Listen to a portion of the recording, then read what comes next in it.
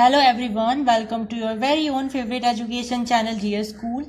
So what we are going to study today, this is our 9th chapter of the chapter carbon and its compound. So आज के इस video में हम combustion यानी कि chemical properties of carbon compounds के बारे में पढ़ने वाले हैं.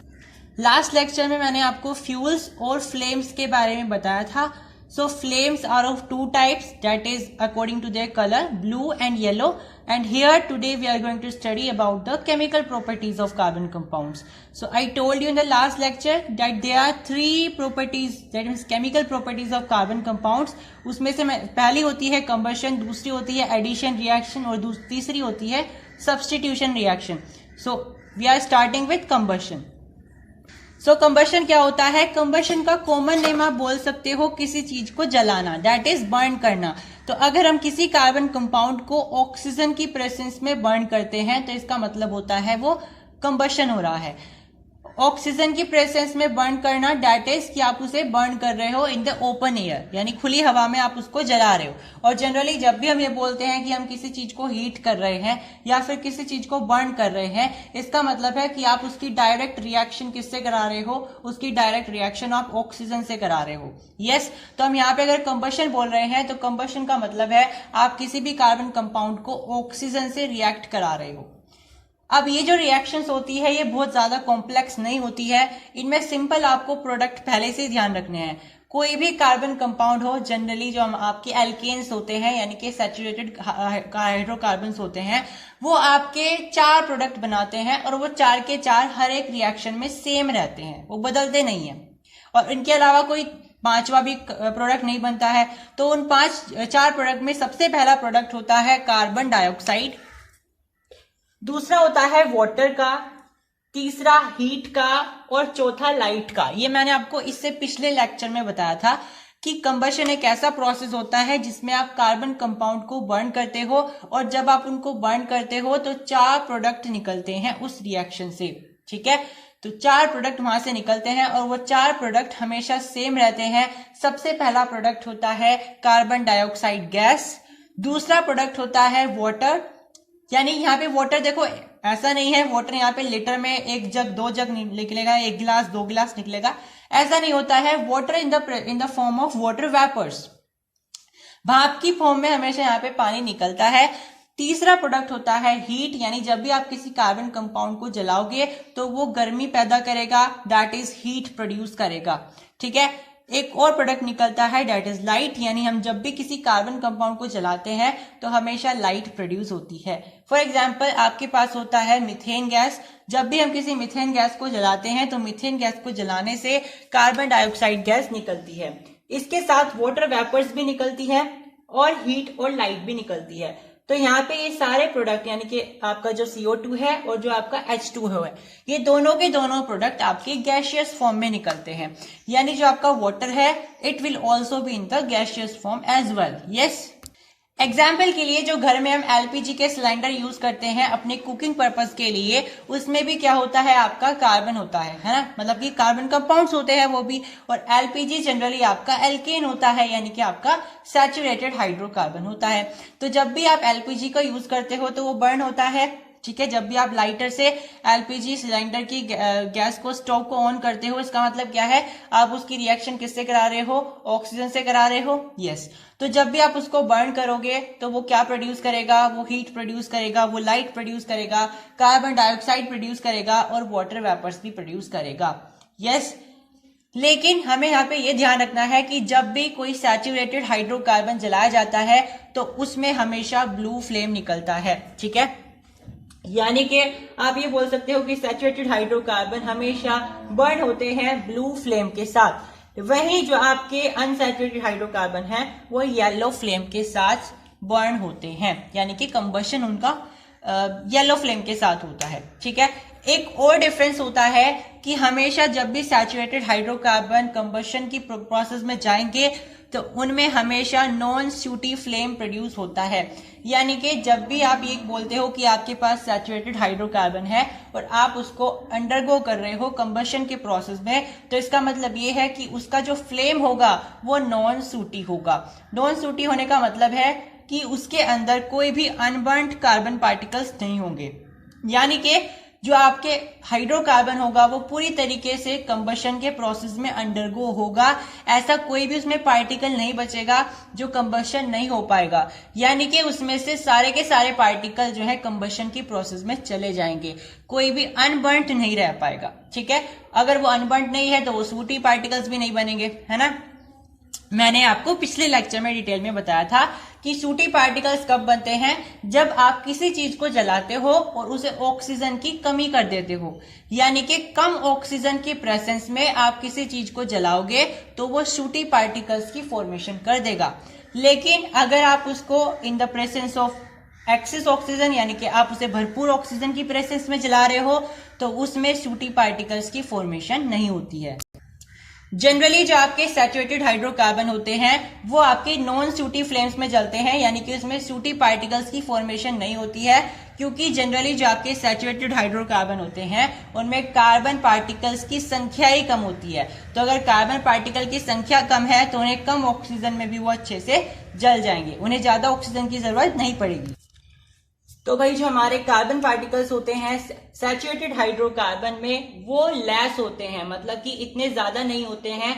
तो क्योंकि उसमें कार्बन पार्टिकल्स इतने ज्यादा नहीं हैं तो उन्हें ऑक्सीजन भी उतनी ज्यादा नहीं चाहिए अपने आप को बर्न करने के लिए। तो क्योंकि कार्बन भी कम है तो उन्हें ऑक्सीजन भी कम ही चाहिए होगी अपने आप को कंबशन के प्रोसेस में अंडरगो करने के लिए। यस, इसीलिए बहुत कम चांस होते हैं कि सैचुरेटेड हाइड्रोकार्बन भी सूटी पार्टिकल प्रोड्यूस करे। जनरली ये नॉन सूटी पार्टिकल्स ही, मतलब नॉन सूटी फ्लेम ही प्रोड्यूस करता है। इसमें बहुत कम चांसेस होते हैं कि इसमें भी सूटी पार्टिकल्स, मतलब सूटी फ्लेम्स निकल जाए। और वो रेयर केस कौन सा होता है, अगर आप उसकी ऑक्सीजन की कमी कम कर दो, ऑक्सीजन की कमी कर दो, है ना।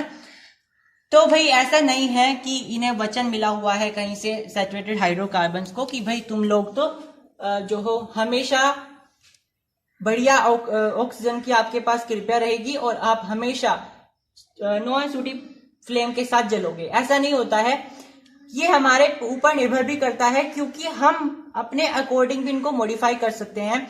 अगर हम चाहें कि तो सैचुरेटेड हाइड्रोकार्बन को जला सकते हैं in the lack of oxygen, यानी कि अगर हम ऑक्सीजन की कमी कर दें और तब इन पार्टिकल्स को जलाएं तो ये भी सूटी पार्टिकल प्रोड्यूस करने लग जाएंगे। तो ऐसा नहीं होता है कंफर्म कि सूटी पार्टिकल हमेशा आपके अनसैचुरेटेड हाइड्रोकार्बन से निकलेंगे या फिर नॉन सूटी आपके सैचुरेटेड से निकलेंगे, ऐसा कोई कंफर्म नहीं होता है। ये डिपेंड करता है इन द प्रेजेंस ऑफ ऑक्सीजन, यानी कि आपकी ऑक्सीजन की प्रेजेंस कितनी है। अगर आप सैचुरेटेड कंपाउंड्स में भी ऑक्सीजन की कमी कर दोगे, यानी आप ऑक्सीजन की उसमें भी कमी कर दोगे, तो वो भी सूटी पार्टिकल्स प्रोड्यूस कर देंगे। और अगर आप अनसैचुरेटेड में ऑक्सीजन की भरपार कर दोगे, मतलब कि आप ऑक्सीजन उसमें बहुत सारी दे दोगे, तो वो नॉन सूटी पार्टिकल्स भी प्रोड्यूस कर सकते हैं, है ना। तो अगर मेरे पास अनसैचुरेटेड है कोई कंपाउंड और मुझे चाहिए कि भाई ये अनसैचुरेटेड तो है, बुक्स में क्या लिखा हुआ है कि ये तो भाई हमेशा जो है आपका सूटी पार्टिकल्स प्रोड्यूस करके देगा, तो हम क्या चाहते हैं कि हम ये चाहते हैं कि अनसैचुरेटेड भी हमें नॉन सूटी प्रोड्यूस करके दे, नॉन सूटी फ्लेम प्रोड्यूस करके दे। तो हम क्या करेंगे, जिस भी कंटेनर में या जहां पे हम इसको जला रहे हैं वहां पे हम ऑक्सीजन की एक्सेस कर देंगे, मतलब कि ऑक्सीजन की बहुत ज्यादा भरमार कर देंगे ताकि इसे ऑक्सीजन की कमी ना हो और ये अच्छे से बर्न हो जाए। अगर इसे ऑक्सीजन की कोई कमी नहीं लगेगी तो ये आपका अच्छे से जलेगा और ब्लू फ्लेम के साथ जलेगा और सूटी पार्टिकल प्रोड्यूस नहीं करेगा। ठीक है, तो ऐसा नहीं होता है कि आपके अनसैचुरेटेड हमेशा सूटी पार्टिकल ही प्रोड्यूस करेंगे या फिर आपके सैचुरेटेड ही हमेशा नॉन सूटी पार्टिकल प्रोड्यूस करेंगे। ये डिपेंड करता है ऑन द कंडीशन कि आप कितनी ऑक्सीजन उनको सप्लाई कर रहे हो ड्यूरिंग द प्रोसेस। ठीक है, तो प्रोसेस के दौरान आप उनको कितनी ऑक्सीजन दे रहे हो ये उस पर डिपेंड करता है। अगर आप सैचुरेटेड को ही कम कर दोगे ऑक्सीजन की सप्लाई तो फिर वो भी आपके सूटी पार्टिकल प्रोड्यूस करने लग जाएंगे। अगर आप अनसैचुरेटेड को आप ऑक्सीजन की भरपार कर दोगे तो फिर वो नॉन सूटी प्रोड्यूस करने लग जाएंगे। तो ऐसा कोई कंफर्म नहीं होता है। अब हमने ये नोटिस किया कि कंबशन के प्रोसेस में हमें लाइट भी मिलती है और लाइट के साथ साथ एक बहुत इंपॉर्टेंट प्रोडक्ट मिलता है जिसका नाम है हीट। यानी कि जब आप किसी कार्बन कंपाउंड को बर्न करते हो यानी कि उसका कंबशन करते हो तो आपको हीट मिलती है। ठीक है, अब ये हीट जो है ये डिपेंड करती है, ठीक है, ये अलग अलग प्रोडक्ट पर डिपेंड करती है। मतलब कि अगर आप किसी मीथेन को अगर आप बर्न कर रहे हो तो उसमें से अलग हीट निकलेगी, अलग वैल्यू की। अगर आप एलपीजी को बर्न कर रहे हो तो उसमें से अलग निकलेगी। आप किसी लकड़ी को बर्न कर रहे हो तो उसकी वैल्यू अलग निकलेगी। और ये वैल्यू हम किस में नापते हैं? कैलोरीफिक वैल्यू में नापते हैं, मैंने आपको पहले बताया था। तो भाई ये डिपेंड करता है उनकी कैलोरीफिक वैल्यू पर। यानी कि अलग अलग चीजें जब बर्न होती हैं यानी कि कंबशन के अंडर गो जाती हैं तो वो अलग अलग अमाउंट की हीट प्रोड्यूस करती हैं। ठीक है, तो अगर हम ऐसा कोई प्रोडक्ट निकाल लें या ऐसा कोई कंपाउंड निकाल लें जो कि बर्न होने पर बहुत ज्यादा अमाउंट में हीट प्रोड्यूस करे तो हम इसका यूज वेल्डिंग में कर सकते हैं। यस, क्योंकि कोई भी कार्बन कंपाउंड अगर जल के बहुत ज्यादा अमाउंट ऑफ हीट प्रोड्यूस करेगा तो हम उसका यूज कर सकते हैं किसी भी मेटल को वेल्ड करने के लिए। ठीक है, तो भाई ऐसा आपके पास एक एग्जाम्पल होता है जिसका नाम होता है एसिटिलीन। ठीक है, ये आपके पास एक एग्जाम्पल होता है एसिटिलीन का। जो एसिटिलीन होता है उसका जो असली नाम होता है यानी कि नोमेनक्लेचर के अनुसार वो होता है इथाइन। यानी कि ये होता है आपका C2H2। यानी कि अगर आप C2H2 का कंबशन करते हो यानी कि इसे ऑक्सीजन के साथ रिएक्ट करवाते हो तो आपको बहुत बड़े अमाउंट में हीट मिलती है जिसकी हाई कैलोरीफिक वैल्यू होती है। तो उस हीट का इस्तेमाल हम किसी भी वेल्डिंग में कर सकते हैं। तो भाई जो आपका ऑक्सीजन एसिटिलाइन फ्लेम निकलता है वो बहुत ज्यादा हॉट होता है और बहुत हाई टेम्परेचर को प्रोड्यूस करता है जिसको आप वेल्डिंग के लिए यूज कर सकते हो किसी भी मेटल के। यस, लेकिन आपको हमेशा ध्यान रखना है जब भी आप एसिटिलीन का इस्तेमाल करते हो तो आपको एसिटिलीन के साथ साथ एयर को मिक्स नहीं करना है।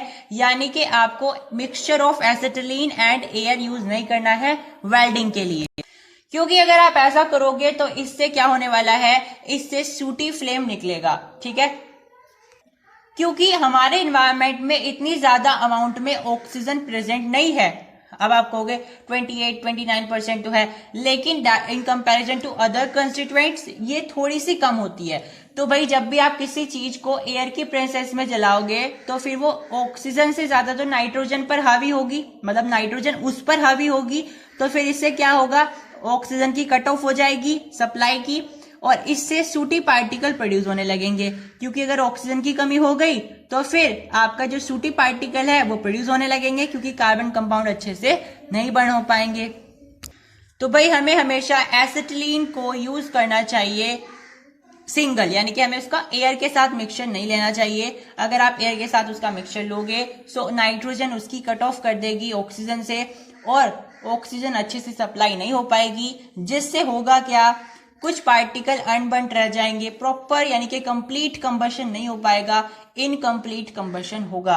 ठीक है, जिससे सूटी पार्टिकल प्रोड्यूस होंगे और वेल्डिंग अच्छे से नहीं हो पाएगी। तो हमें हमेशा ध्यान रखना होता है कि एसिटिलीन का हमें सिंगल यूज करना होता है, not the mixture of acetylene with air. तो यानी कि आपका जो कंबशन होता है वो दो टाइप का हो सकता है। सबसे पहला होता है कंप्लीट कंबशन, दूसरा होता है इनकम्प्लीट कंबशन।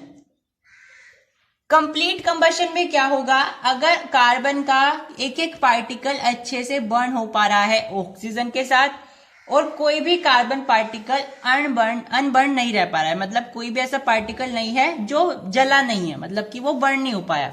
मान लीजिए किसी भी कार्बन कंपाउंड में 8 कार्बन के एटम है और उसके ऑक्सीजन के साथ रिएक्ट हो गए 8 के 8, मतलब इसमें से कोई भी ऐसा पार्टिकल बचा नहीं जो ऑक्सीजन के साथ रिएक्ट ना हुआ हो। तो यानी कि ये हुआ हमारा कंप्लीट कंबशन।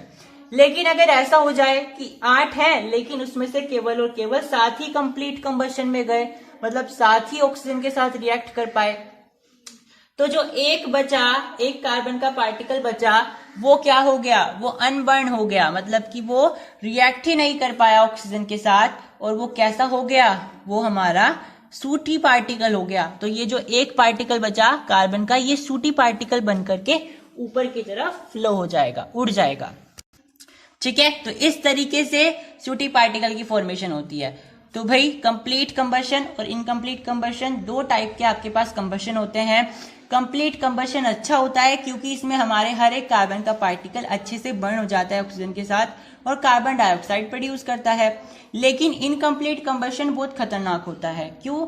क्योंकि इनकम्प्लीट कंबशन में एक तो सूटी पार्टिकल की फॉर्मेशन होती है, दूसरा कार्बन डाइऑक्साइड के मतलब कार्बन डाइऑक्साइड के बजाय, मतलब कार्बन डाइऑक्साइड के इंस्टेड यहाँ पे कार्बन मोनोऑक्साइड प्रोड्यूस होती है। ठीक है, तो हमेशा ध्यान रखना है इनकम्प्लीट कंबशन में आपका सूटी पार्टिकल्स की फॉर्मेशन होती है और कार्बन मोनोऑक्साइड की भी फॉर्मेशन होती है।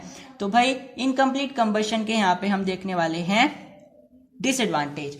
तो ये डिसएडवांटेज ऑफ इनकम्प्लीट कंबशन यहाँ पे आएगा। ठीक है, तो इनकम्प्लीट कंबशन यहाँ पे आएगा, आप लिख लीजिए।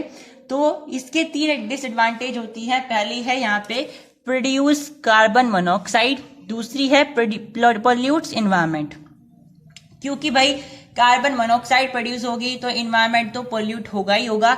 और तीसरी होती है प्रोड्यूस लेस हीट, यानी कि अगर आप इनकम्प्लीट कंबशन कर रहे हो किसी भी चीज का तो आप उससे ज्यादा हीट भी गेन नहीं कर सकते हो। अगर आपको मैक्सिमम अमाउंट ऑफ हीट चाहिए तो आपको मैक्सिमम अमाउंट ऑफ ऑक्सीजन वहां पे देनी पड़ेगी, यानी कि आपको भरपूर मात्रा में ऑक्सीजन की सप्लाई करनी पड़ेगी ड्यूरिंग कंबशन, अगर आपको मैक्सिमम कैलोरीफिक वैल्यू की हीट चाहिए। तो अगर आप कम ऑक्सीजन वहां पे प्रोवाइड करोगे जो कि कार्बन कंपाउंड को बर्न करने के लिए इनसफिशिएंट होगी, तो वहां पे इनकम्प्लीट कंबशन हो जाएगा।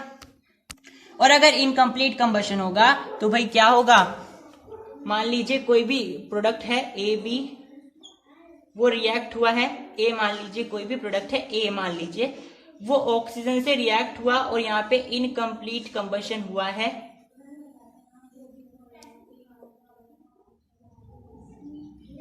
तो भाई कार्बन मोनोऑक्साइड, वाटर और लेस हीट और लाइट, ये चीजें प्रोड्यूस होंगी, यानी कि हीट भी कम प्रोड्यूस होगी।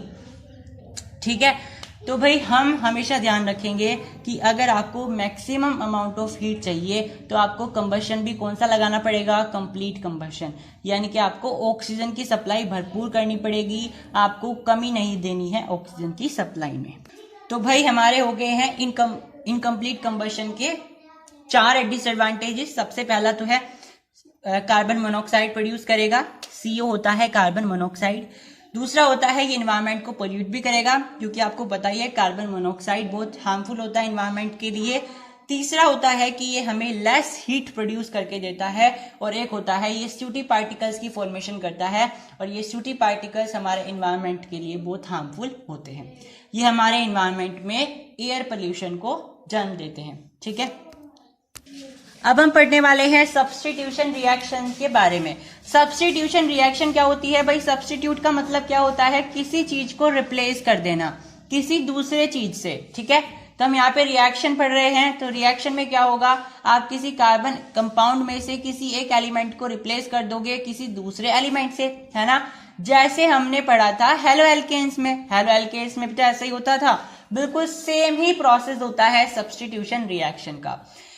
आपको ध्यान रखना है कि मैंने जो आपको बताया था कंबशन आपका अनसैचुरेटेड में भी हो सकता है, सैचुरेटेड में भी हो सकता है। जनरली जो सैचुरेटेड हाइड्रोकार्बन होते हैं, जब वो कंबशन के अंडरगो जाते हैं तो वो कंबशन क्या कहलाता है? Complete combustion. क्योंकि जनरली क्या होता है, वो नॉन सूटी फ्लेम प्रोड्यूस करते हैं, तो हम बोल देते हैं कि जो आपके अनसैचुरेटेड हाइड्रोकार्बन थे, सॉरी जो सैचुरेटेड हाइड्रोकार्बन थे वो आपके कंप्लीट कंबशन कर दिए हैं, और जो आपके अनसैचुरेटेड थे वो इनकम्प्लीट कंबशन। ठीक है, आपको ये ध्यान रखना है। लेकिन जो सब्स्टिट्यूशन रिएक्शन होती है वो होती है केवल और केवल सैचुरेटेड हाइड्रोकार्बन के साथ।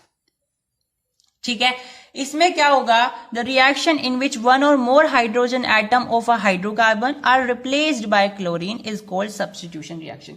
यानी कि जब आप किसी हाइड्रोकार्बन से, और वो हाइड्रोकार्बन कैसा होना चाहिए, वो हाइड्रोकार्बन सैचुरेटेड होना चाहिए। अगर आप उसमें से एक या एक से ज्यादा हाइड्रोजन एटम को रिप्लेस कर देते हो किसी दूसरे हेटेरो एटम से, तो आप बोल देते हो कि वो रिएक्शन क्या है, वो सब्स्टिट्यूशन रिएक्शन है। ठीक है। अब मैंने आपको बताया था कि जो आपके सैचुरेटेड हाइड्रोकार्बन होते हैं वो बहुत कम रिएक्टिव होते हैं, क्योंकि उनके कार्बन के बीच में सिंगल सिंगल बॉन्ड होते हैं। तो अगर किसी कार्बन कंपाउंड में सारे में होली टोटली अगर सिंगल सिंगल बॉन्ड्स अवेलेबल हैं, तो इसका मतलब है वो बहुत कम रिएक्टिव है या फिर रिएक्ट करना ही नहीं चाहता है। लेकिन अगर आपको सैचुरेटेड हाइड्रोकार्बन को रिएक्ट करवाना है तो आपको ऐसा एलिमेंट लेना पड़ेगा जो कि हाइड्रोजन को रिप्लेस करे, लेकिन वो खुद बहुत ज्यादा इलेक्ट्रोनेगेटिव हो। ठीक है, जो कि आसानी से रिप्लेस कर पाए हाइड्रोजन को। ठीक है। दूसरा, आपको इस कार्बन कंपाउंड को जब आप इसको सब्स्टिट्यूशन रिएक्शन के अंडरगो लेकर के जाओगे तो आपको हमेशा इसको सनलाइट की प्रेजेंस में आपको इसको अंडरगो करवाना है। ठीक है, ये रही सनलाइट। तो हमने इस प्रोसेस को सनलाइट के अंडरगो कराया। चलिए देखते हैं इसमें क्या हुआ है। हमारे पास यहाँ पे क्या है, हमारे पास यहाँ पे एक कार्बन कंपाउंड है जिसका नाम है मीथेन। ये क्या है भाई, ये हमारा मीथेन है। मैंने इस मीथेन को रिएक्ट करवाया है क्लोरीन के साथ। जब ये क्लोरीन के साथ रिएक्ट हुआ इन द प्रेजेंस ऑफ सनलाइट, तो ये क्लोरीन क्या करेगा, इस हाइड्रोकार्बन में से एक हाइड्रोजन को रिमूव कर देगा और CH3Cl बना लेगा। ठीक है। तो देखो यहां पे हुआ क्या, लेट मी एक्सप्लेन इट। हमारे पास था CH4, आपको उसको रिएक्ट कराना है क्लोरीन से। अब ध्यान रखो यहाँ क्लोरीन Cl2 है, यानी कि क्लोरीन के 2 एटम है। तो ये क्या करेगा, यहाँ पे एक हाइड्रोजन को रिमूव कर देगा, तो यहाँ पे बना लेगा ये CH3Cl। ठीक है। अब यहाँ से ये रिमूव हो गया, लेकिन ये कहीं भाग तो नहीं जाएगा, ये बचेगा, यानी कि रिएक्शन में अभी भी एक हाइड्रोजन है। और यहाँ से क्लोरीन तो एक ही गया है, यानी कि एक क्लोरीन भी बचा हुआ है, तो यहाँ Cl आ गया। तो ये आपकी रिएक्शन हो गई। CH4 will react with Cl2 to give CH3Cl and HCl। अब ये जो सब्स्टिट्यूशन रिएक्शन होती है ये अलग अलग हेटेरो एटम के साथ हो सकती है। यहाँ तो मैंने क्या किया, यहाँ मैंने आपकी जो रिएक्शन करके दिखाई है वो क्लोरीन के साथ करके दिखाई है। यस, अगर आप इसको क्लोरीन के साथ कर रहे हो तो इसी प्रोसेस को, यानी सब्स्टिट्यूशन रिएक्शन के प्रोसेस को ही आप क्लोरीनेशन का नाम दे देते हो। ठीक है। तो आपको सिंपल सी बात रखनी है, ये वाला जो क्वेश्चन है, डेफिनेशन है या कॉन्सेप्ट है, ये आपको दो तरीके से पूछा जा सकता है। एक तो डायरेक्ट पूछ लेगा कि सब्स्टिट्यूशन रिएक्शन को एक्सप्लेन करिए, या फिर क्लोरीनेशन को एक्सप्लेन करिए। तो जो क्लोरीनेशन होगा वो सब्स्टिट्यूशन रिएक्शन ही होगा, लेकिन आप उसमें जो दूसरा हेटेरो एटम यूज करने वाले हो हाइड्रोजन को रिमूव करने के लिए, वो क्लोरीन यूज करोगे। इसके अलावा तो अब हम पढ़ने वाले हैं एडिशन रिएक्शन के बारे में। तो एडिशन रिएक्शन क्या होती है, हम नाम से पता कर सकते हैं। एडिशन का मतलब है किसी भी कंपाउंड में अगर हम कोई एडिशनल, यानी कि कोई बाहर से हम कोई दूसरा एटम या मॉलिक्यूल मिला दें तो हमें क्या मिल जाएगा, वहां से एडिशन रिएक्शन का प्रोडक्ट मिल जाएगा। ठीक है। तो इसमें बेसिकली हम कुछ पर्टिकुलर एलिमेंट या पर्टिकुलर मॉलिक्यूल्स या पर्टिकुलर कंपाउंड्स को ही ऐड करते हैं किसी कंपाउंड में। और वो कंपाउंड कैसा होना चाहिए, ऑफ कोर्स वो कंपाउंड एक ऑर्गेनिक कंपाउंड, यानी कि एक कार्बन कंपाउंड होना चाहिए। ठीक है। तो भाई एडिशन रिएक्शन क्या होता है, the reaction in which an unsaturated hydrocarbon combines with another substance to give a single product is called addition reaction. तो भाई आप अगर किसी अनसैचुरेटेड हाइड्रोकार्बन को लेते हो और उस अनसैचुरेटेड हाइड्रोकार्बन में अगर कोई आप एडिशनल एलिमेंट या एडिशनल मॉलिक्यूल मिला देते हो तो फिर आपको कुछ प्रोडक्ट मिलते हैं, और वो जो प्रोडक्ट मिलता है वो एक सिंगल प्रोडक्ट होता है। यानी कि आपने देखा होगा ना, कुछ कुछ रिएक्शन ऐसी होती है जिसमें 3-4 प्रोडक्ट होते हैं। जैसे A B में मिला और उसने C plus D plus E 3-3 product दे दिए या 2-2 प्रोडक्ट दे दिए। लेकिन ये जो एडिशन रिएक्शन होती है इसमें हमेशा आपको एक ही प्रोडक्ट देखने को मिलता है। ठीक है।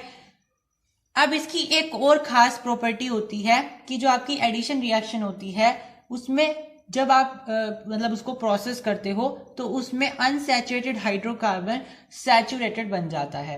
यहाँ पे मैंने बताया ना कि अनसैचुरेटेड हाइड्रोकार्बन को आपको किसी दूसरे एलिमेंट के साथ कंबाइन करना है, और जैसे आप कंबाइन करोगे वो सैचुरेटेड बन जाएगा। और अब जब वो सैचुरेटेड बनेगा, इसका मतलब क्या है कि उसकी अनसैचुरेटेड सारी खत्म हो जाएगी, मतलब कि उसमें से जितने भी डबल बॉन्ड हैं, जितने भी ट्रिपल बॉन्ड्स हैं, वो सारे खत्म हो जाएंगे और उस कंपाउंड में सारे सिंगल बॉन्ड्स बचेंगे। ठीक है, एग्जाम्पल देखते हैं। एग्जाम्पल के लिए यहाँ पे लिखा है CH2 और दोनों के बीच में यहाँ पे डबल बॉन्ड है। ठीक है, अब ये डबल बॉन्ड है, इसका मतलब क्या है, ये हमारे पास अनसैचुरेटेड हो गया। यस, हम बोल सकते हैं ये हमारे पास अनसैचुरेटेड हाइड्रोकार्बन हो गया है। अब हम यहाँ पे क्या मिलाने वाले हैं, एक एडिशनल एलिमेंट मिलाने वाले हैं। अब एडिशनल एलिमेंट आप 3 तरीके के मिला सकते हो, या तो आप हाइड्रोजन मिला सकते हो, या आप क्लोरीन मिला सकते हो, या फिर आप ब्रोमीन भी मिला सकते हो। ठीक है, तो हम यहाँ पे क्या कर रहे हैं, हम यहाँ पे हाइड्रोजन मिला रहे हैं।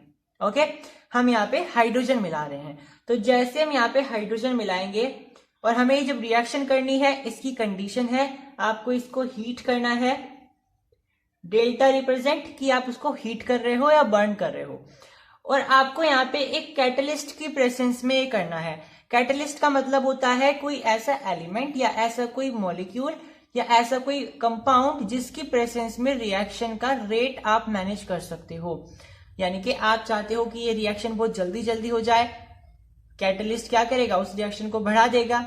अगर आप चाहते हो कि ये रिएक्शन थोड़ी सी स्लो चले तो आप इस तरीके का कैटलिस्ट यूज करते हो जिससे रिएक्शन स्लो हो जाए। लेकिन एडिशन रिएक्शन में आपको दो एक तरीके से आप बोल सकते हो कैटलिस्ट होते हैं, आपको उनमें से कोई एक चूज करना होता है। तो या तो आप निकल चूज कर सकते हो, मतलब कि Na, या फिर आप पैलेडियम चूज कर सकते हो, मतलब कि Pd। तो हमने यहाँ पे क्या यूज किया है, Na चूज किया है। ठीक है, तो आपको ये जो रिएक्शन करनी है ये आपको एक कैटलिस्ट की प्रेजेंस में करनी है, और जैसे ही आप इस रिएक्शन को प्रोसेस करोगे तो आपके पास एक कंपाउंड आ गया है, और जैसा कि आप देख सकते हो इस कंपाउंड में सिंगल बॉन्ड है।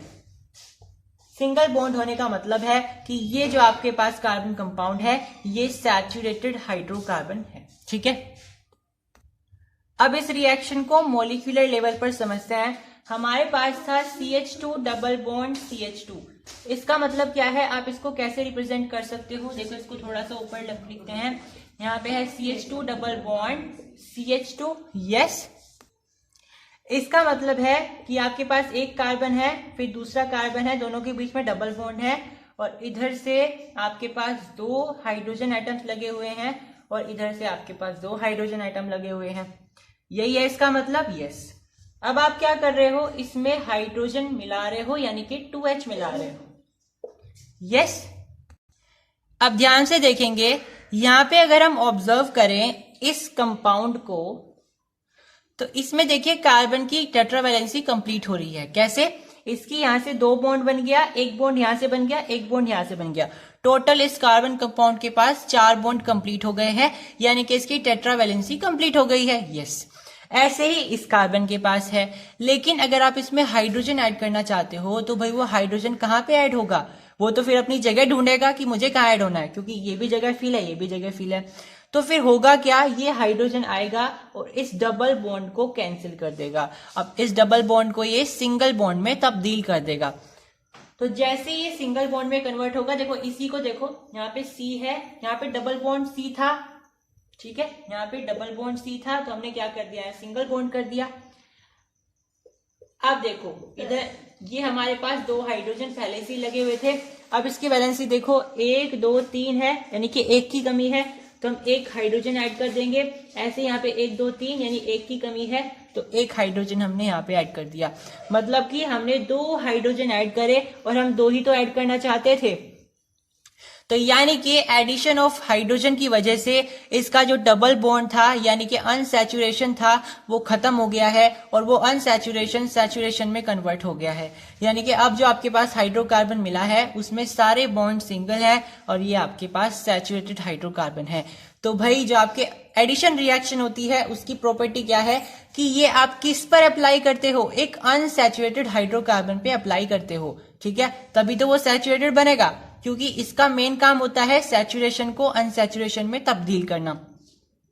तो अगर आपके पास कंपाउंड ही सैचुरेटेड होगा तो आप उसको सैचुरेटेड कैसे बनाओगे, वो तो ऑलरेडी सैचुरेटेड है ना।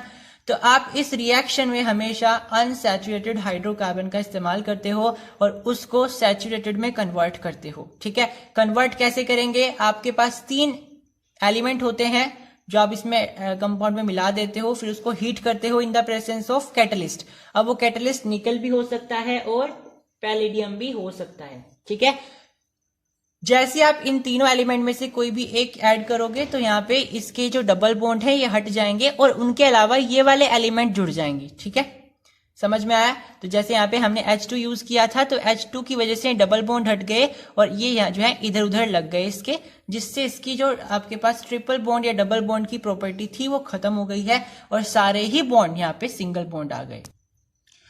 तो अब हम पढ़ने वाले हैं एडिशन रिएक्शन की एप्लीकेशन। मतलब कि अब ये एडिशन रिएक्शन हमने पढ़ा है, इसका हम डेली लाइफ में कहाँ पे इस्तेमाल करते हैं। हम इन चीजों को देखते भी हैं लेकिन हमें पता नहीं होता है कि ये केमिस्ट्री का कॉन्सेप्ट है। तो अब हम देखने वाले हैं कि एडिशन रिएक्शन का एप्लीकेशन क्या होता है एवरीडे लाइफ में।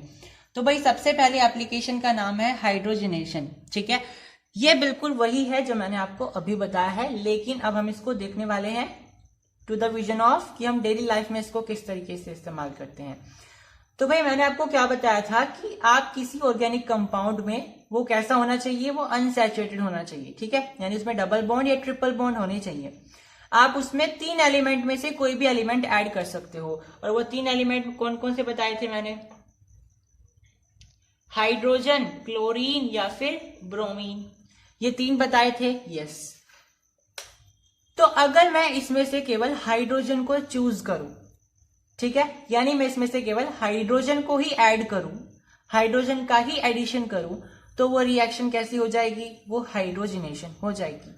मतलब कि जो आपकी एडिशन रिएक्शन थी वो इन जनरल रिएक्शन थी, मतलब कि उसमें से आप जनरली बोल रहे थे कि आप यहाँ पे जो एलिमेंट ऐड करने वाले हो ना, वो हाइड्रोजन भी हो सकता है, वो क्लोरीन भी हो सकता है, वो ब्रोमीन भी हो सकता है। लेकिन अगर आप स्पेसिफाई कर देते हो कि आपको हाइड्रोजन ही ऐड करना है तो वो रिएक्शन क्या कहलाएगी? वो रिएक्शन हाइड्रोजनेशन कहलाएगी। ये रिएक्शन कोई अलग रिएक्शन नहीं है, ये एडिशन रिएक्शन का ही एक क्लासिफिकेशन है। ठीक है, तो आपको ध्यान रखना है कि एडिशन रिएक्शन अगर आप हाइड्रोजन के साथ कर रहे हो तो आप उस केस में उसको बोलोगे हाइड्रोजनेशन। अब ये हाइड्रोजनेशन है, इसका मतलब क्या है? हाइड्रो का मतलब यहाँ पे हाइड्रोजन से है, जिनेशन का मतलब होता है एडिशन, मतलब आप यहाँ पे हाइड्रोजन को ऐड कर रहे हो। ठीक है, तो यहाँ पे मैंने फिर से वो एग्जांपल ले लिया है, CH2 यहाँ पे डबल बॉन्ड है, आपने उसमें हाइड्रोजन ऐड कर दी और आपको सिंगल बॉन्ड वाला एक सब्सटेंस मिल गया है, एक कंपाउंड मिल गया है, that is CH3 single bond है। और याद करो मैंने आपको बताया था कि एडिशन रिएक्शन हमेशा आपको एक ही प्रोडक्ट देती है, एक से ज्यादा प्रोडक्ट नहीं देती है रिएक्शन में। और यहाँ पे आप ऑब्जर्व भी कर सकते हो, यहाँ पे आपके पास केवल और केवल एक ही प्रोडक्ट है। अब एक ही प्रोडक्ट का क्या रीजन है? क्योंकि भाई जो आपके पास दूसरे वाला यहाँ पे आपने ऐड किया था ना रिएक्टेंट में, दूसरे वाला जो आपने यहाँ पे रिएक्टेंट ऐड किया था पहले रिएक्टेंट में, वो तो इसके डबल या ट्रिपल बॉन्ड तोड़ने में लग गया, तो वो तो वहां पे बिजी हो गया है, तो यहाँ पे वो इसी में ऐड हो जाएगा। ठीक है, तो इसके अलावा कोई दूसरा यहाँ पे प्रोडक्ट नहीं बनेगा। ठीक है, क्योंकि भाई सारे के सारे हाइड्रोजन तो इसके डबल बॉन्ड को तोड़ने में लग जाएंगे, एक हाइड्रोजन यहाँ पे लग जाएगा, एक हाइड्रोजन इसके साथ लग जाएगा, तो टोटल तो हाइड्रोजन यहीं पे लग गए इसी कंपाउंड में, तो बचेगा क्या? कुछ भी नहीं बचेगा एक्स्ट्रा। तो ये आपके पास एक ही कंपाउंड बच जाएगा जो कि आपके पास एक सिंगल कार्बन कंपाउंड होगा। अब आपने सुना होगा वनस्पति घी, जो हम बोलते हैं ना वनस्पति घी, है ना। अब वो वनस्पति घी कैसे बनाया जाता है उसको समझ लेते हैं। ये वनस्पति घी भी हाइड्रोजनेशन के प्रोसेस से बनाया जाता है। ठीक है, तो आप इसमें क्या करने वाले हो? हाइड्रोजनेशन की प्रॉपर्टी लगाओगे, उसकी रिएक्शन लगाओगे। तो यहाँ पे मैंने किया वेजिटेबल ऑयल। अगर आपको वनस्पति घी बनाना है तो आपको वनस्पति तेल चाहिए होगा। ठीक है, तो मैंने क्या किया, यहाँ पे वेजिटेबल ऑयल ले लिया। अब उस वेजिटेबल ऑयल में मैंने हाइड्रोजन मिला दी। याद रखना यहाँ पे जो वेजिटेबल ऑयल है वो एक अनसैचुरेटेड हाइड्रोकार्बन है। ठीक है, अनसैचुरेटेड हाइड्रोकार्बन। ठीक है, अब इस अनसैचुरेटेड हाइड्रोकार्बन से हम सैचुरेटेड घी बनाना चाहते हैं, यानी वनस्पति घी बनाना चाहते हैं, तो आप इसमें क्या ऐड करोगे? इसमें आप हाइड्रोजन ऐड करोगे। तो मैंने क्या किया, यहाँ पे वेजिटेबल ऑयल ले लिया। याद रखना वेजिटेबल ऑयल में अनसैचुरेटेड हाइड्रोकार्बन होते हैं, मतलब कि इसमें डबल या ट्रिपल बॉन्ड्स पाए जाते हैं। ठीक है, आपने क्या किया, इसमें हाइड्रोजन ऐड कर दी, क्योंकि ये हाइड्रोजनेशन है तो आप इसमें हाइड्रोजन ही ऐड करोगे। आप अगर ये सोच रहे हो कि आप हाइड्रोजन के अलावा कोई दूसरा एलिमेंट ऐड कर दोगे, यानी क्लोरीन या ब्रोमीन में से, तो आपको आपका वेजिटेबल घी नहीं मिलेगा। ठीक है, अगर आपको वेजिटेबल घी चाहिए तो आपको भाई हाइड्रोजन ही ऐड करनी पड़ेगी अपने वेजिटेबल ऑयल में, then only you will get the vegetable ghee. अब मैंने आपको बताया था ये जो आपको रिएक्शन करनी है ये आप हीट करके करोगे, और दूसरी जो मैंने कंडीशन रखी थी वो रखी थी कि आपको कोई ना कोई कैटलिस्ट यहाँ पे इस्तेमाल करना पड़ेगा। तो आप निकल या पैलेडियम में से कोई भी एक कैटलिस्ट इस्तेमाल कर सकते हो। मैंने यहाँ पे इस्तेमाल किया है निकल। Is it clear? अब जैसे आपने ये प्रोसेस किया आपको क्या मिल गया, वेजिटेबल घी मिल गया है। अब ध्यान से सुनिए, जो आपके अनसैचुरेटेड फैटी एसिड्स होते हैं, ठीक है, तो भाई जो आपके पास अनसैचुरेटेड हाइड्रोकार्बन के फैटी एसिड्स होते हैं वो होते हैं अनसैचुरेटेड, यानी कि वो आपकी हेल्थ के लिए अच्छे होते हैं। दोबारा से सुनिए, जो आपके पास हाइड्रोकार्बन होते हैं ना, जो अनसैचुरेटेड होते हैं, अगर उसके अंदर फैटी एसिड्स है, ठीक है, मान लीजिए आपके पास दो कंटेनर हैं, पहला कंटेनर है ए नाम का और दूसरा कंटेनर है बी नाम का। ठीक है, पहले के अंदर भी फैटी एसिड्स हैं, दूसरे के अंदर भी फैटी एसिड्स हैं। फैटी एसिड्स का मतलब क्या होता है, यानी ऑयल वगैरह हो, ठीक है, ऑयल हो या फिर घी हो, ये सारी जो चीजें होती हैं फैटी एसिड्स के अंदर में आती हैं। ठीक है, यानी बेसिकली इसमें लिपिड्स हों। ठीक है, तो आपके पास ए भी फैटी एसिड से भरा हुआ है, बी भी फैटी एसिड से भरा हुआ है, लेकिन कंडीशन क्या है, जो आपका ए वाला है उसमें अनसैचुरेटेड फैटी एसिड्स है और बी वाले में सैचुरेटेड है। यानी कि यहाँ पे हम लिखेंगे ये कंडीशन क्या है, ये कंडीशन है अनसैचुरेटेड हाइड्रोकार्बन के लिए, सॉरी अनसैचुरेटेड फैटी एसिड्स के लिए, और जो दूसरे वाली कंडीशन है वो है सैचुरेटेड फैटी एसिड्स के लिए। तो हम यहाँ पे लिख देंगे कि ये हमारी सैचुरेटेड फैटी एसिड्स के लिए कंडीशन है। Yes yes. अब मुझे ये बताइए इसमें से आप कौन सा खाओगे, मतलब इसमें से कौन सा पसंद करोगे खाना। तो यस यू आर राइट, आप अनसैचुरेटेड फैटी एसिड्स को चूज करोगे, क्योंकि जो आपके वनस्पति घी होते हैं जिसमें सैचुरेटेड फैटी एसिड्स होता है वो आपकी हेल्थ के लिए अच्छे नहीं होते हैं। आपने सुना है कभी डालडा जो आता है एक वनस्पति घी, वो आप कभी कभी यूज करते होंगे, ज्यादा यूज नहीं करते हो, क्योंकि वो आपकी हेल्थ के लिए बहुत खतरनाक होता है। क्योंकि वो डाल्टा घी कैसे बनाया जाता है, इसी हाइड्रोजनेशन प्रोसेस के द्वारा बनाया जाता है। उसमें क्या होता है, उसमें आप वेजिटेबल ऑयल लेते हो और उसको हाइड्रोजन से रिएक्ट करवाते हो अंडर दीज स्पेशल कंडीशंस, और आपको आपका डाल्टा घी मिल जाता है। ठीक है, अब जो आपका डाल्टा घी होता है वो आपकी हेल्थ के लिए खतरनाक होता है, अच्छा नहीं होता है। लेकिन जो आपके वेजिटेबल ऑयल होते हैं उनके अंदर जो फैटी एसिड्स होते हैं वो आपकी हेल्थ के लिए ठीक होते हैं, गुड होते हैं, वो बुरे नहीं होते हैं। ठीक है, in comparison to these vegetable ghee वाले फैटी एसिड्स। Yes yes. तो आपको इतना ध्यान रखना है कि जब आप हाइड्रोजनेशन कर रहे हो तो हाइड्रोजनेशन में आपकी जो ये प्रॉपर्टी है ना, वेजिटेबल घी वाली प्रॉपर्टी, सॉरी एप्लीकेशन, इसमें आपको ध्यान रखना है कि आपका जो यहाँ पे प्रोडक्ट मिलने वाला है, यानी कि सैचुरेटेड जो आपका प्रोडक्ट मिलेगा वो आपकी हेल्थ के लिए अच्छा नहीं होता है कंज्यूम करने के लिए। ठीक है, तो जल्दी से सम अप करते हैं। हमारे पास था वेजिटेबल ऑयल जो कि अनसैचुरेटेड है, यानी कि इसके अंदर अनसैचुरेटेड फैटी एसिड्स प्रेजेंट हैं। मैंने इसकी रिएक्शन कराई hydrogen under these special conditions. Yes, हमें क्या मिल गया, वेजिटेबल घी मिल गया जो कि सैचुरेटेड है नेचर में, और क्योंकि ये सैचुरेटेड है तो इसके अंदर जो फैटी एसिड्स पाए जाएंगे वो भी सैचुरेटेड होंगे। यस। अब आप सोच रहे होंगे कि क्या हर एक अनसैचुरेटेड हाइड्रोकार्बन में फैटी एसिड्स होते हैं? नहीं भाई, मैंने आपको पहले भी बताया फैटी एसिड्स कहाँ पाए जाएंगे, या तो ऑयल होगा या घी होगा, उसमें ही तो पाए जाएंगे फैटी एसिड्स, यानी कि जिसमें लिपिड्स वगैरह होंगे। तो जो आपका ऑयल होता है उसमें भी चिकनाई होती है, और जो आपका वेजिटेबल घी होता है उसमें भी आपकी चिकनाई होती है, मतलब कि फैटी एसिड्स होते हैं। ठीक है, लेकिन फर्क ये होता है कि जो आपके वेजिटेबल ऑयल होते हैं उसमें जो फैटी एसिड्स होता है वो अनसैचुरेटेड होता है नेचर में, इसलिए वो खतरनाक नहीं होता है। लेकिन जो आपका वेजिटेबल घी होता है उसमें आपका जो फैटी एसिड्स होते हैं वो सैचुरेटेड होते हैं नेचर में, जो कि आपकी हेल्थ के लिए खतरनाक होते हैं। अब एडिशन रिएक्शन की सबसे पहली एप्लीकेशन थी हाइड्रोजनेशन, जो कि बहुत इंपॉर्टेंट है। दूसरी एप्लीकेशन है एडिशन ऑफ ब्रोमीन, जो कि इक्वली इंपॉर्टेंट है, कभी कभी पूछ लिया जाता है इसके बारे में। अब ये क्वेश्चन किस तरीके से आता है वो देख लेते हैं। तो भाई एडिशन ऑफ ब्रोमीन किस लिए हम यूज करते हैं? अब मतलब तो इसका वही हुआ जैसे हम यहाँ पे कह रहे थे ना कि अनसैचुरेटेड में अगर आप हाइड्रोजन ऐड कर दोगे तो आप उसको बोलोगे हाइड्रोजनेशन। ऐसे ही अगर आप अनसैचुरेटेड हाइड्रोकार्बन में ब्रोमीन ऐड कर दोगे तो उसको हम क्या बोलने वाले हैं? Addition of bromine. ठीक है, तो ये तो हमें समझ में आ गया कि जिस तरीके से हम किसी कार्बन कंपाउंड में, जिस तरीके से वो CH2 था ना, उसमें आपने H2 यूज किया था तो आपको CH3 मिल गया था। ठीक है, तो आपने यहाँ पे हाइड्रोजन ऐड करी थी, इसलिए हम उसको क्या बोल रहे थे? हाइड्रोजनेशन बोल रहे थे। ठीक है, ऐसे ही अगर आप किसी अनसैचुरेटेड हाइड्रोकार्बन में अगर आप ब्रोमीन ऐड कर देते हो तो आप उसको क्या बोलोगे? उस रिएक्शन को एडिशन ऑफ ब्रोमीन। ठीक है, तो ये तो समझ में आ गया कि ये कहना क्या चाहता है, लेकिन हम ऐसा कर क्यों रहे हैं? हम किसी अनसैचुरेटेड हाइड्रोकार्बन में ब्रोमीन मिला क्यों रहे हैं? क्या इससे भी हमें, जैसे उसमें वेजिटेबल घी मिल रहा था, तो क्या इसमें भी हमें कुछ खाने पीने की चीज मिलेगी? तो ऐसा नहीं है। इसका इस्तेमाल किसी और पर्पस के लिए किया जाता है और उस पर्पस का नाम होता है टेस्टिंग ऑफ अनसैचुरेटेड हाइड्रोकार्बन। मतलब कि अगर मैं आपको 2 कंटेनर दूं, एक का नाम है A, एक का नाम है B, और ये पूछूं कि बताओ इनमें से कौन से कंटेनर में अनसैचुरेटेड हाइड्रोकार्बन प्रेजेंट है, तो आप कैसे बताओगे कि इसके अंदर अनसैचुरेटेड हाइड्रोकार्बन है?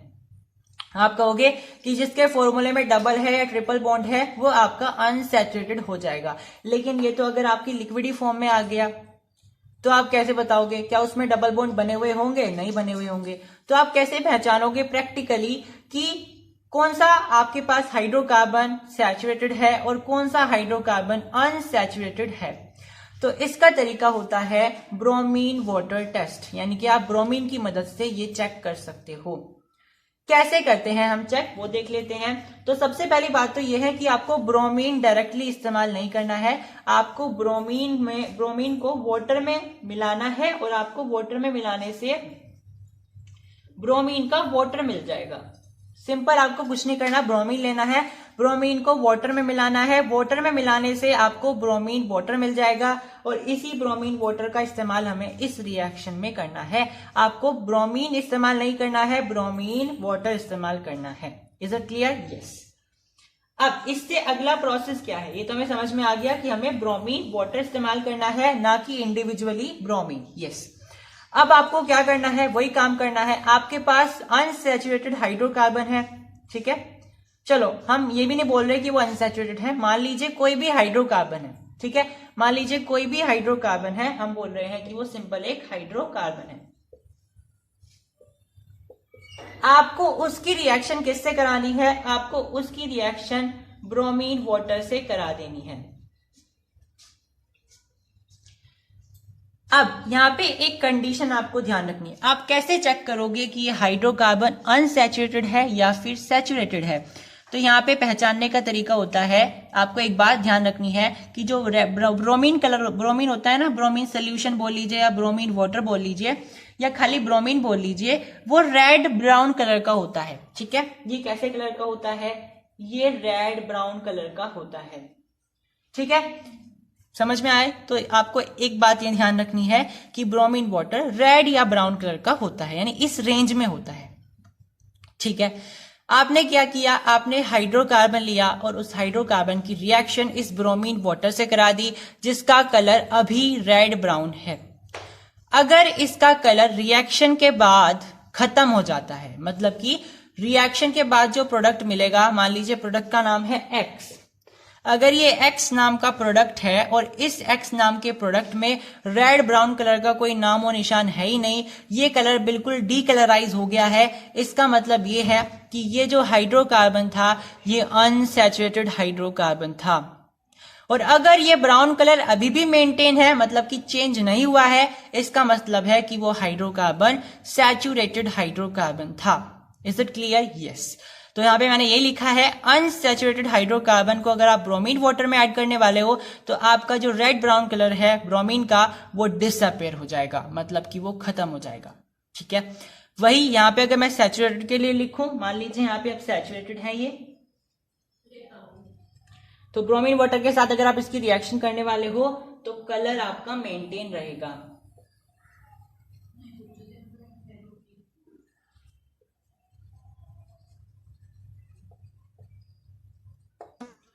अब ये क्वेश्चन एग्जाम में कैसे आता है, आपको ऐसी एक प्रॉब्लम दे दी जाएगी, डायग्राम दे दिया जाएगा कि आपके पास एक कंटेनर है ए, एक कंटेनर है बी, बताओ कौन से में आपका सैचुरेटेड हाइड्रोकार्बन है और कौन से में आपका अनसैचुरेटेड हाइड्रोकार्बन है।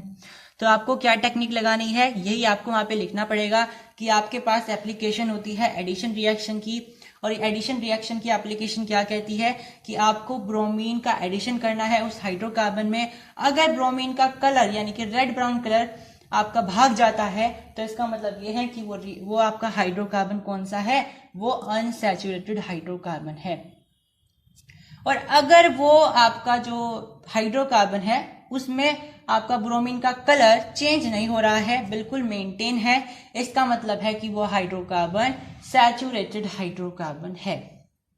यस, तो आज की इस वीडियो में इतना ही, मिलते हैं अगले वीडियो में। अगले वीडियो में हम कुछ इंपॉर्टेंट कार्बन कंपाउंड्स के बारे में पढ़ेंगे जिसमें इथेनॉल है, ठीक है, ये सारी चीजें हैं, इथेनॉइक एसिड्स है, उनकी केमिकल प्रॉपर्टीज, फिजिकल प्रॉपर्टीज, ये सब चीजें हम पढ़ने वाले हैं जिससे हमें बहुत ज्यादा नॉलेज मिलेगी कि इसमें है क्या। ठीक है, तो आज की इस वीडियो में इतना ही। Hope you have like the session, subscribe to the channel as well and comment below if you like the sessions and continue connected to our channel.